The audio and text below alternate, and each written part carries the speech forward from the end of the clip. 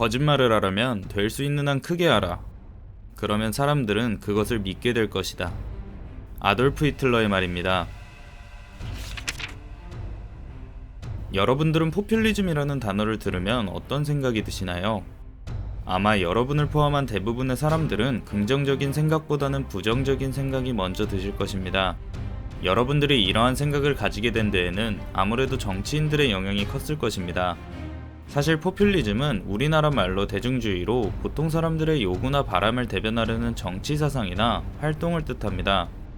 하지만 오늘날 포퓰리즘이라는 단어는 옳고 그름과 관계없이 대중의 요구를 명분 삼아 자신의 인기를 끌어모으는 정치 행태라는 뜻으로 사용되며 상대의 정책이나 공약을 공격하는 맥락으로 사용되고 있습니다. 현재 주로 쓰이는 의미의 포퓰리즘은 상당히 위험합니다. 좌우 진영을 막론하고 포퓰리즘은 정치인들에 의해 교묘하게 사용되고 있습니다.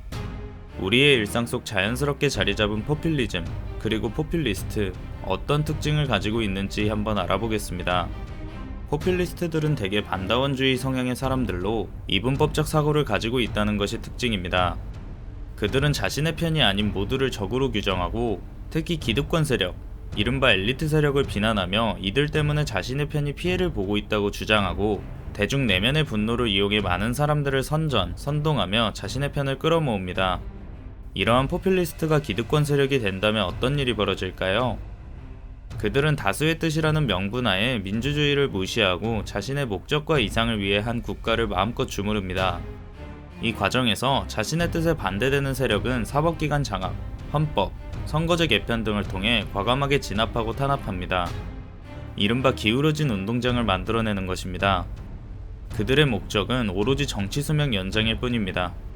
포퓰리즘은 브라질, 아르헨티나, 베네수엘라 등 많은 나라를 망가뜨려 놓았습니다. 그중 한 국가인 베네수엘라의 예를 통해 포퓰리즘에 대해 더 이야기하고자 합니다. 베네수엘라는 석유 매장량 세계 1위의 국가로 남미에서 제일 잘 사는 국가였습니다. 이외에도 석탄, 철광석을 비롯해 금과 다이아몬드도 나오는 나라였죠. 하지만 1999년 우고 차베스 정권이 들어서며 베네수엘라 경제는 기울기 시작했습니다. 차베스 대통령은 베네수엘라의 빈민들을 명분으로 삼아 국내 총생산의 40%를 차지했던 석유산업을 국유화해 석유산업에서 나오는 돈을 모두 무상의료, 무상교육 등 복지사업에 쏟았습니다.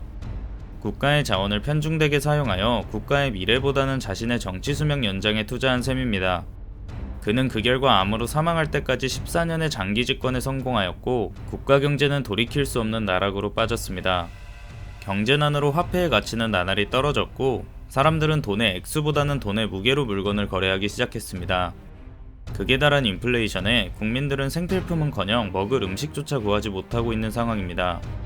악재의 원인을 계속 밖으로 돌리고 국민들의 분노를 조장해 선전선동하며 국민에게 유형 혹은 무형의 반대급부를 제공하며 국민의 표를 끌어모으는 포퓰리즘. 오늘만 있고 내일은 없습니다. 선심으로 마구 뿌린 정책들의 비용 청구서는 가까운 날 국민들에게 돌아오게 되어 있습니다. 포퓰리즘을 걸러낼 수 있는 개개인의 안목을 쌓아야 할 때입니다.